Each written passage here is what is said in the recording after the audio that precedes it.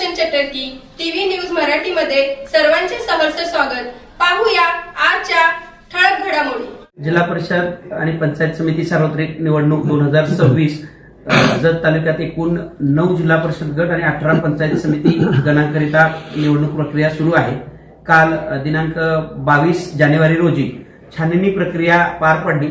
छाननी प्रक्रिया दरम्यान जिल्हा परिषद मधील 2 उमेदवार आणि पंचायत समिती मधील एकूण 6 उमेदवार अशा 8 उमेदवारांचे अर्ज अवैध ठरलेले आहेत। यानंतर एकूण जिल्हा परिषदेमध्ये 95 आणि पंचायत समितीमध्ये एकूण 140 उमेदवार वैधरित्या नामनिर्देशन पत्र सादर केलेले उमेदवारांची एकूण संख्या आहे। यापुढे आज 23 आणि 24 तारखेला निवडणूक मतदान केंद्रावरचे जे कर्मचारी आहेत त्यांचा प्रशिक्षण आहे।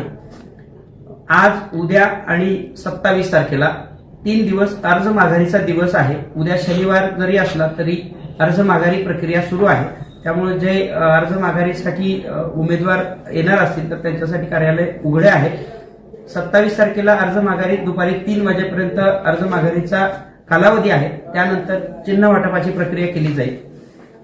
दिनांक 1 फेब्रुवारी आणि 2 फेब्रुवारीला मतदान केंद्रावर कर्मचाऱ्यांचं दुसरं प्रशिक्षण घेतलं जाणार आहे आणि त्यानंतर दिनांक 4 फेब्रुवारी रोजी मतदान केंद्रावर कर्मचारी डिस्पॅच केले जाणार आहेत।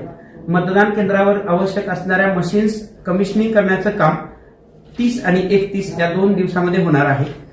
त्या दिवशी सर्व उमेदवार यांना आम्ही लेखी पत्राद्वारे देखील कळवले जाणार आहे की मशीन कमिशनिंगची जी प्रोसेस आहे ते पाहण्याकरिता आपण उपस्थित राहावे आणि त्याचबरोबर निवडणुकीसाठी जी काही कर्मचारी आणि इतर जी व्यवस्था आहे ती परिपूर्णपणे पार पाडलेली आहे।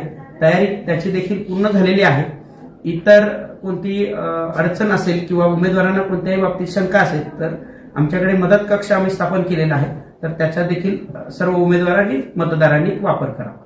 धन्यवाद। पुढील बातम्या पाहण्यासाठी आपले चॅनल लाईक आणि सबस्क्राईब करा व बेल आयकॉन दाबायला विसरू नका।